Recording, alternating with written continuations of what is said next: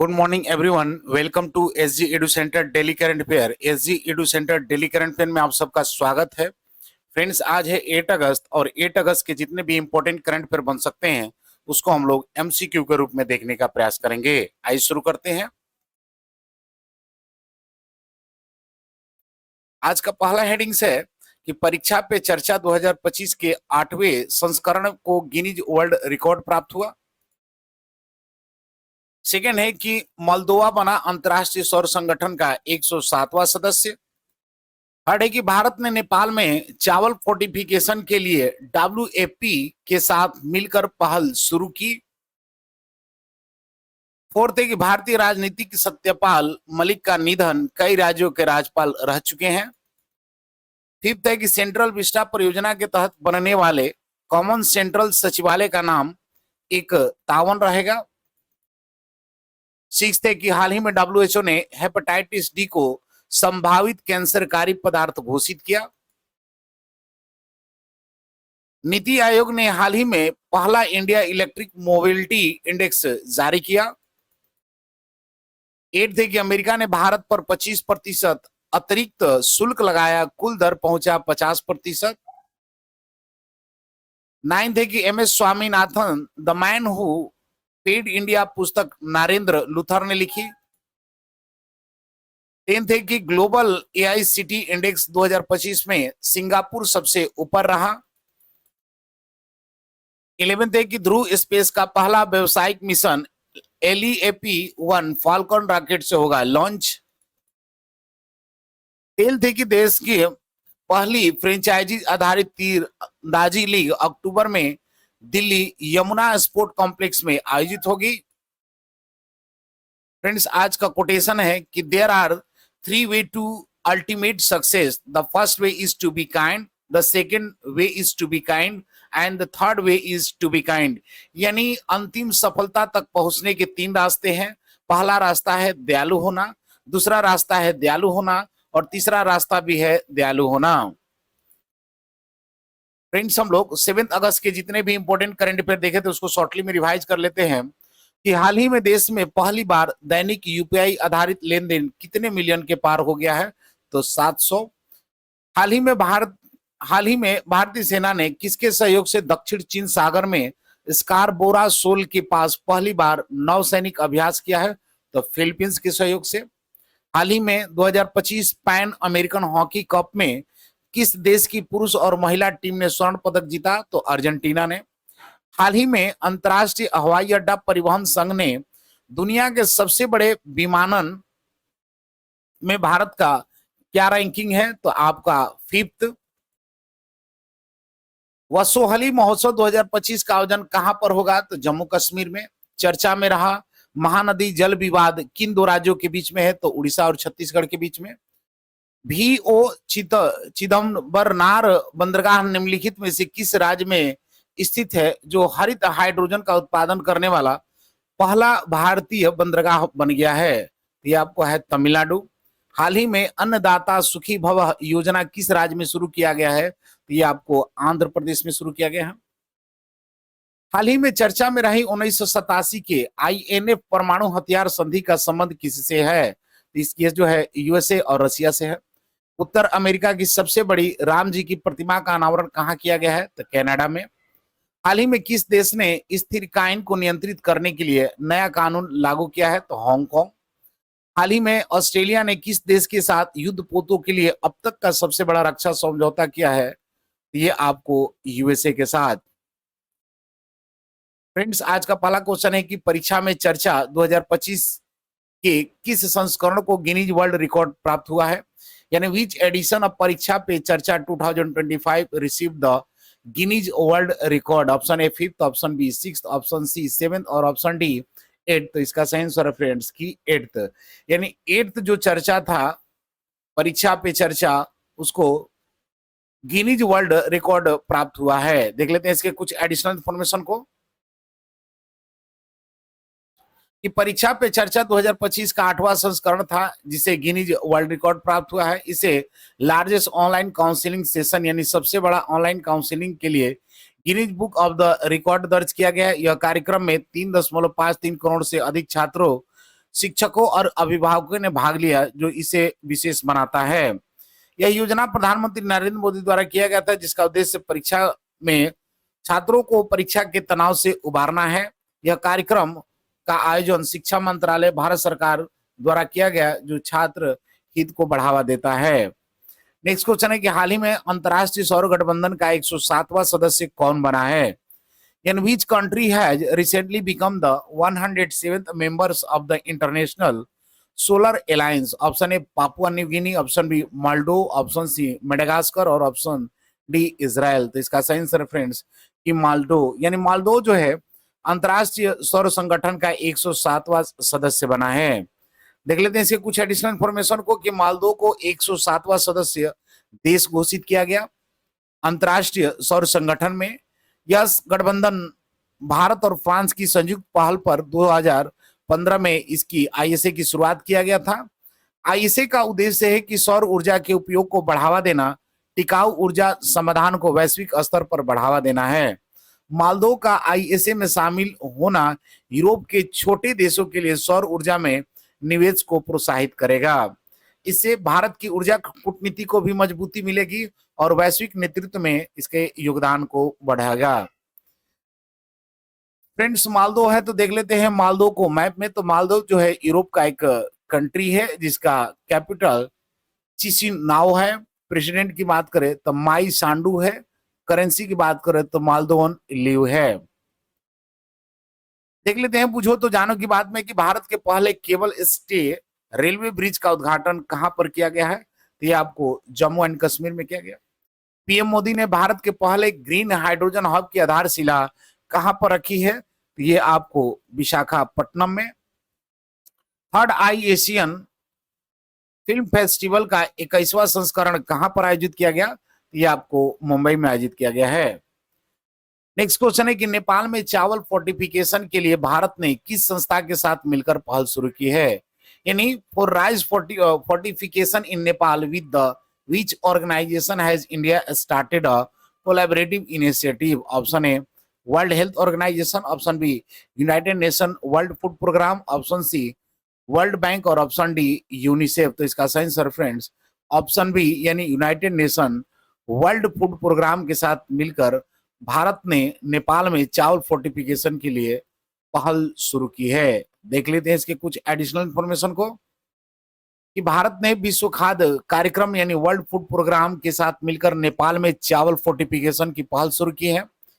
इस पहल का उद्देश्य है कि नेपाल में कुपोषण और सूक्ष्म पोषक तत्वों की कमी को दूर करना है, खास करके बच्चों और महिलाओं में। इस कार्यक्रम के तहत लोहा, फोलिक एसिड और विटामिन बी12 में युक्त फोर्टिफाइड चावल वितरित किए जाएंगे। भारत इस परियोजना में तकनीकी सहायता, उपकरण, अनुभव साझा कर रहा है, जिससे नेपाल की खाद्य सुरक्षा मजबूत हो सके। यह पहल भारत नेपाल सहयोग को और मजबूत करती है और दक्षिण एशिया में स्वास्थ्य और पोषित समाज की दिशा में यह एक महत्वपूर्ण कदम है।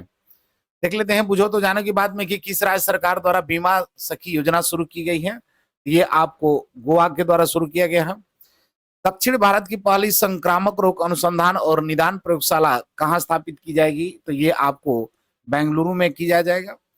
किसने ड्रग्स ट्रैफिकिंग एंड नेशनल पर क्षेत्रीय सम्मेलन की अध्यक्षता की?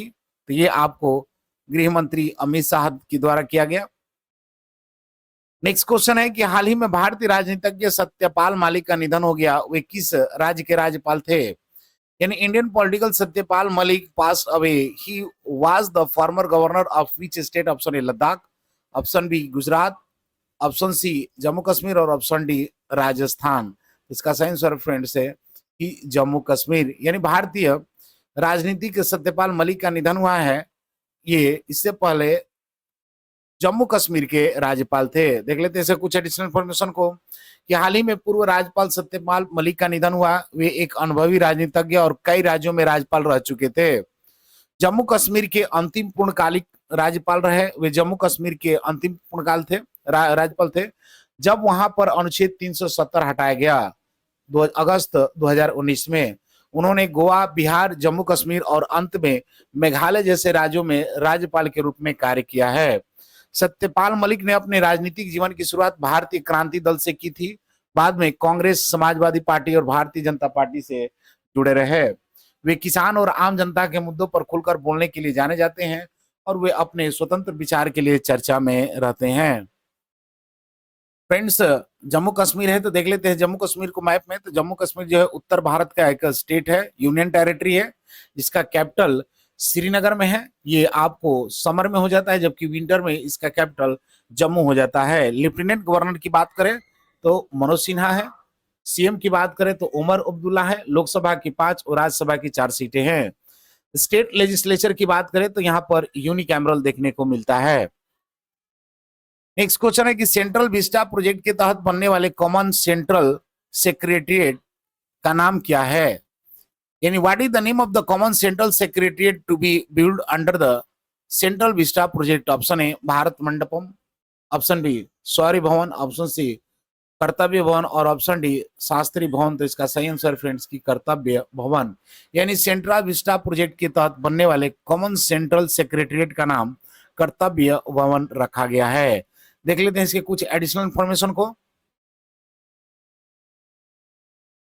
कि कॉमन सेंट्रल सचिवालय को अब एकांत वन नाम दिया गया, जिसका अर्थ है एकता या एकजुटता। यह नामकरण सेंट्रल विस्टा परियोजना के अंतर्गत हो रहा है, जो भारत सरकार की प्रमुख शहरी पुनर्विकास योजना है। इस परियोजना का उद्देश्य है कि विभिन्न मंत्रालयों और विभागों को एक स्थान पर लाना, जिससे प्रशासनिक दक्षता बढ़ाई जा सके।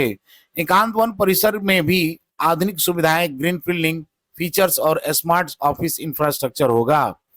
एकदम नाम भारतीय प्रशासनिक व्यवस्था की एकजुटता, समन्वय और सहयोग को दर्शाता है।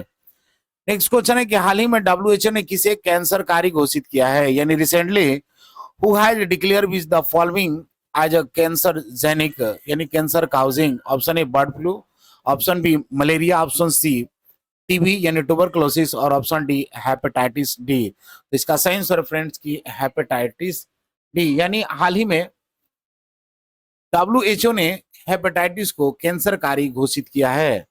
देख लेते हैं इसके कुछ एडिशनल इंफॉर्मेशन को कि विश्व स्वास्थ्य संगठन डब्ल्यूएचओ ने हाल ही में हेपेटाइटिस डी वायरस को कैंसर पैदा करने वाला यानी कार्सोजेनिक घोषित किया है। यह वायसराय हेपेटाइटिस बी वायरस के साथ ही शरीर में सक्रिय होता है और अकेले संक्रमण नहीं कर सकता। हेपेटाइटिस डी से संक्रमित लोगों में लीवर कैंसर और सिरोसिस होने की संभावना अधिक होती है। डब्ल्यूएचओ के अनुसार अब वायरस अब मानव कार्सिनोजेन की सूची में आधिकारिक रूप से शामिल है। इससे वैश्विक स्वास्थ्य नीति और टीकाकरण कार्यक्रम पर नए बदलाव की संभावना है। देख लेते हैं बुझो तो जानो की बात में कि किस भाषा को आधिकारिक रूप से शास्त्रीय का दर्जा दिया गया है? तो ये आपको मराठी भाषा को। किस देश के क्रिकेटर तमीम इकबाल ने अंतरराष्ट्रीय क्रिकेट से संन्यास लिया? तो ये आपको बांग्लादेश के। कहाँ रोबोटिक प्रणाली का उपयोग करके दुनिया की पहली हृदय संबंधी टेली सर्जरी की गई है? तो ये आपको भारत में किया गया है। नेक्स्ट क्वेश्चन है कि हाल ही में पहला इंडिया इलेक्ट्रिक मोबिलिटी इंडेक्स किसने जारी किया है? यानी who has released the first India electric mobility index? Option A ICAR, option B CSIR, option C NITI Aayog और ऑप्शन डी सड़क परिवहन और राज्य मंत्रालय के द्वारा। तो इसका सही आंसर फ्रेंड्स की नीति आयोग। यानी पहला इंडिया इलेक्ट्रिक मोबिलिटी इंडेक्स जो है नीति आयोग के द्वारा जारी किया गया है। देख लेते हैं इसके कुछ एडिशनल इंफॉर्मेशन को कि पहला India electric mobility index NITI Aayog के द्वारा जारी किया गया है। इसका उद्देश्य है कि भारत में इलेक्ट्रिक वाहनों की स्थिति, प्रगति और राज्यों की तैयारियों का आकलन करना। इंडेक्स में विभिन्न राज्यों के इलेक्ट्रिक व्हीकल नीति, चार्जिंग इंफ्रास्ट्रक्चर, बाजार हिस्सेदारी, निवेश और क्षमता निर्माण जैसे मानकों पर आंका गया है। रिपोर्ट के अनुसार तमिलनाडु, महाराष्ट्र, दिल्ली जैसे राज्य इलेक्ट्रिक व्हीकल क्षेत्र में अग्रणी प्रदर्शन कर रहा है। यह इंडेक्स राज्य सरकार की नीति सुधार और निवेश की दिशा में मार्गदर्शन देने में सहायक होगा, जिससे भारत में सतत और हरित परिवहन को बढ़ावा मिल सकेगा। नेक्स्ट क्वेश्चन है कि हाल ही में अमेरिका ने भारत पर कितने प्रतिशत अतिरिक्त टैरिफ लगाने की घोषणा की है? यानी recently United State has announced how much additional tariff on India? Option A 15%, option B 10% और option C 20%, option D none of this, तो इसका सही आंसर है फ्रेंड्स की 20%। यानी 20% अमेरिका ने भारत पर अतिरिक्त टैरिफ लगाने की घोषणा की है। देख लेते हैं इसके कुछ एडिशनल इंफॉर्मेशन को कि अमेरिका ने भारत से आयातित वस्तु पर अतिरिक्त 25% टैरिफ लगाने के लागू करने की घोषणा की है। इस नए टैरिफ के बाद अब अमेरिका में भारत से आयातित कई वस्तुओं पर कुल 50% शुल्क लागू होगा, जो सबसे अधिक दरों में से एक है। इस अतिरिक्त टैरिफ को भारत द्वारा रूसी तेल की खरीद के लिए एक दंडात्मक कदम के रूप में पेश किया गया है। ट्रंप प्रशासन का कहना है कि यह राष्ट्रीय सुरक्षा को प्रभावित करता है। इस बढ़े हुए शुल्क से कपड़ा, इंजीनियरिंग सामान, समुद्री खाद्य उत्पाद जैसे प्रमुख क्षेत्र सबसे अधिक प्रभावित होंगे। Federation of Indian export organisation ने इसे अत्यंत झटका करार दिया है। भारत सरकार ने इस निर्णय को अनुचित, असंगत और अनुचित बताया है। विशेषज्ञों का अनुमान है कि इससे भारत की जीडीपी वृद्धि दर में 0.3% से 0.5% की कमी आ सकती है। नेक्स्ट क्वेश्चन है कि हाल ही में MS Swaminathan the man who fed India नामक पुस्तक किसने लिखी? यानी who has written the book title MS Swaminathan the man who fed India? Option A Priyamvada Jaikumar, option B BS Ravi, option C AK Bhattacharya और ऑप्शन डी PS रमन। तो इसका सही आंसर है फ्रेंड्स प्रियवंदा जयकुमार जो है MS Swaminathan the man who fed India नामक पुस्तक को लिखा है। देख लेते हैं इसके कुछ एडिशनल इंफॉर्मेशन को। MS Swaminathan the man who fed India पुस्तक को प्रियंदा जयकुमार ने लिखा है। यह पुस्तक भारत में हरित क्रांति के जनक कहे जाने वाले डॉक्टर MS स्वामीनाथन के जीवन और योगदान पर आधारित है। पुस्तक में कृषि, खाद्य सुरक्षा और वैज्ञानिक शोध के क्षेत्र में उनके कार्य को दर्शाया गया है। यह जीवनी शैली में लिखी गई है जो युवा और शोधकर्ता के लिए प्रेरणा स्रोत बन सकता है। देख लेते हैं बुझो तो जानो की बात में कि 11 जनवरी 2025 को आई रिपोर्ट के अनुसार भारत के राष्ट्रीय राजमार्ग में पिछले 10 वर्षों में कितने प्रतिशत की वृद्धि दर्ज की गई है? तो 60% की। किस राज्य की पुलिस ने फीडबैक प्रणाली की शुरुआत किया है? तो ये आपको तेलंगाना पुलिस ने। किस देश में पहला हिंदी प्रमाण पत्र पाठ्यक्रम शुरू किया गया है? तो ये आपको श्रीलंका में। नेक्स्ट क्वेश्चन है कि हाल ही में जारी ग्लोबल AICT इंडेक्स 2025 में कौन शीर्ष पर रहा? यानी who top the recently release the global AICT index 2025? Option A Beijing, option B Seoul, option C Singapore और option D none of this. तो इसका सही आंसर फ्रेंड्स की सिंगापुर। यानी हाल ही में जारी ग्लोबल AICT इंडेक्स में सिंगापुर शीर्ष स्थान पर रहा। देख लेते हैं इसके कुछ एडिशनल इंफॉर्मेशन को कि सिंगापुर ग्लोबल AICT इंडेक्स 2025 में पहले स्थान पर रहा है। दूसरे स्थान पर दक्षिण कोरिया का सियोल, जबकि तीसरे स्थान पर बीजिंग रहा है। बेंगलुरु, भारत का बेंगलुरु जो है 26वां स्थान मिला है, जो कि भारत में सर्वोच्च रैंक है। यह इंडेक्स AI इंफ्रास्ट्रक्चर, नीति, टैलेंट, स्टार्टअप और रिसर्च पर आधारित है। यह रिपोर्ट काउंटर पॉइंट रिसर्च द्वारा जारी की गई है। नेक्स्ट क्वेश्चन है कि ध्रुव स्पेस पहला व्यावसायिक मिशन 1 LEAP 15 किसके द्वारा लॉन्च करेगा? यानी Dhruva Space will launch its first commercial mission LEAP 15 with which rocket? Option A Falcon 9, option B GSLV Mark 3, option C Atlas V rocket और ऑप्शन डी लॉन्ग मार्च 12। तो इसका सही आंसर फ्रेंड्स की falcon 9। यानी ध्रुव space पहला व्यावसायिक mission 1 LEAP 15 को falcon 9 के द्वारा लॉन्च करेगा।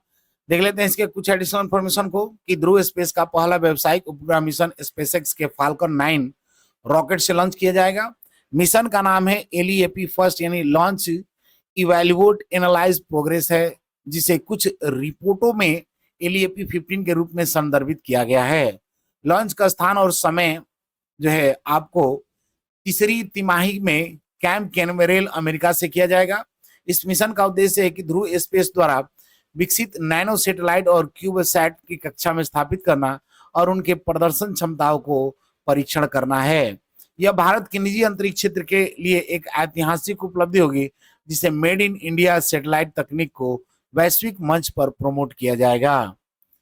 नेक्स्ट क्वेश्चन है और आज का अंतिम क्वेश्चन है कि देश की पहली तीरंदाजी लीग का आयोजन कहाँ किया जाएगा? यानी where will the country first archery league be held? Option A Mumbai, option B Kolkata, option C Delhi और ऑप्शन डी चेन्नई। तो इसका सही आंसर फ्रेंड्स की दिल्ली में देश की पहली तीरंदाजी लीग का आयोजन किया जाएगा। देख लेते हैं कुछ एडिशनल इंफॉर्मेशन को